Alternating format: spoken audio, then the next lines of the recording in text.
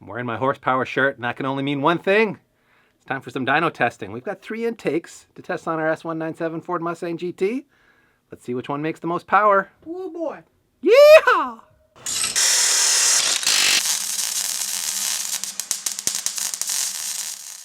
For those of you who haven't been following the mullet Mustang build, first of all, what's wrong with you? Go watch those videos.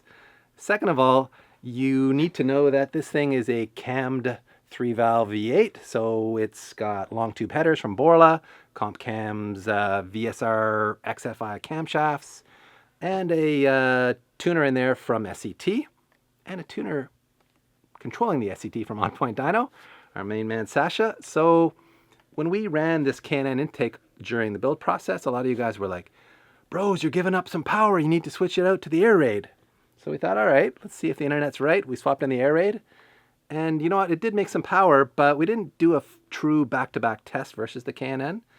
And we figured, you know what, let's step it up, make it a 3-way. So we got us this AEM brute force. I mean, who doesn't love an intake called a brute force? So we figured we got to put that into the mix.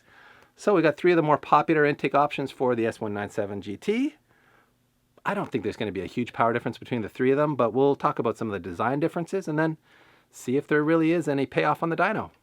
First up is our air raid system. This is their MXP series intake, which we think is probably the best of the 3 in terms of the fit and finish of it and the overall quality of materials. Really like the sort of rotiform molded intake tube, and it has the ability to swap out the stock size MAF insert that fits in the tube to go to a larger, so I think it steps up from 3 to 4 inches at the MAF, which of course means you need to tune it to use it properly, but it gives you that option, which we really like. And like the others, it has this heat shield around the filter, which technically makes it a cold air intake, although we tend to think of cold air intakes as being like out of the engine bay, but on this car, they call them cold air intakes, Peter, so that's what we're calling it.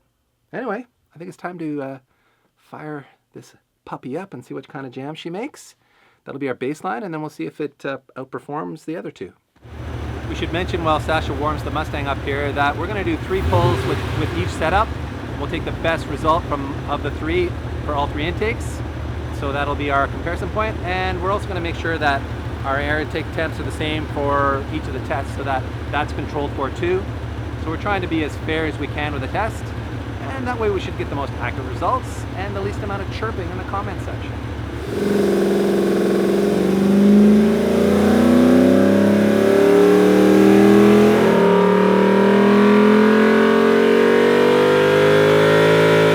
After a very scientific 3 pulls, we've got a best number of 308 wheel horsepower and 313 pound-feet of torque. Let's swap in the K&N and see how she does. All right, PT, K&N going in. Yeah. Pretty straightforward swap.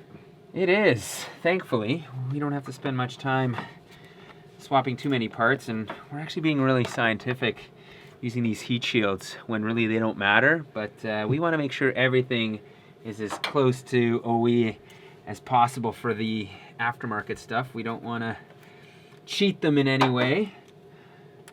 So this is the FIPK, Fuel Injected Performance Kit 2. I guess it's like the revised version of the original.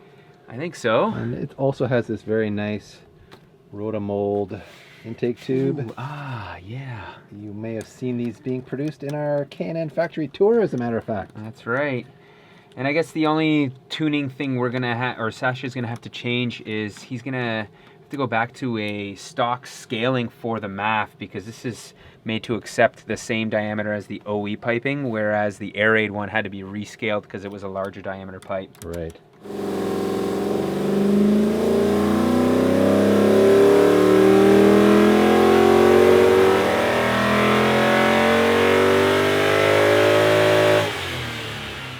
That may look like one dyno graph, but that's actually an overlay of the air raid's best run versus the K&N's best run, and they are indistinguishable.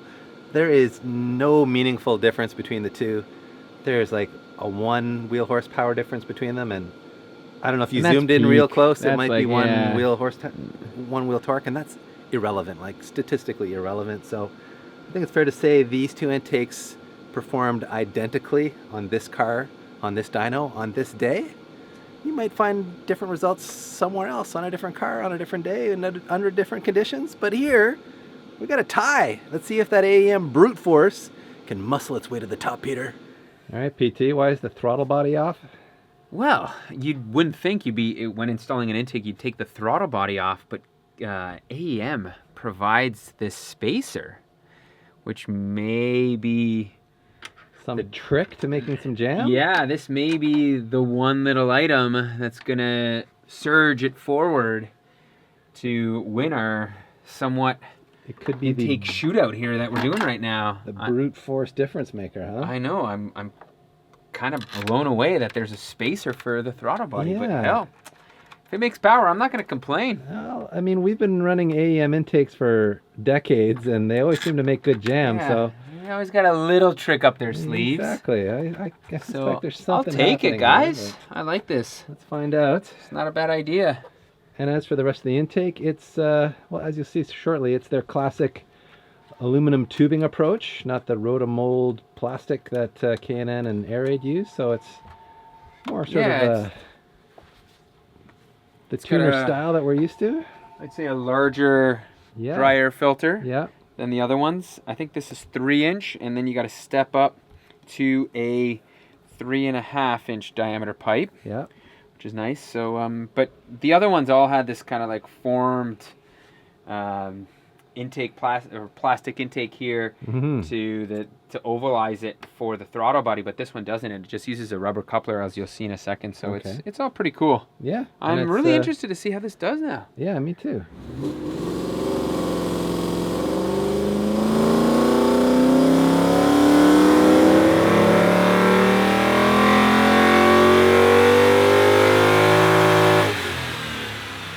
The results are in, and the AEM didn't quite keep up with the Air Raid and the K&N.